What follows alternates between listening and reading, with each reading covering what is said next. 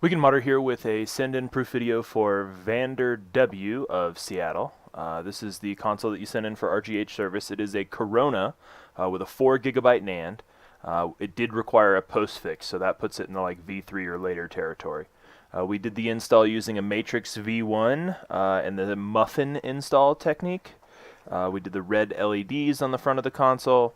Inside the paper sleeve here is a disk that contains copies of your original NAND, your CPU key, freestyle dash launch, XEX menu, that sort of stuff. As you can see, you get a nice quick boot time there, and by default, the console will actually boot up directly into Freestyle Dashboard. Be sure to check out the additional video links that come in your final confirmation. There's a link to a quick tutorial by me of how to navigate around, and then a link to a playlist by XX Modded Warfare, which is really good, covers just about everything you could want to know how to do within RGH. So, thank you very much for your business. We'll get this thing packed up. Good chance the mail's already run today, so it'll probably head out tomorrow. Thanks.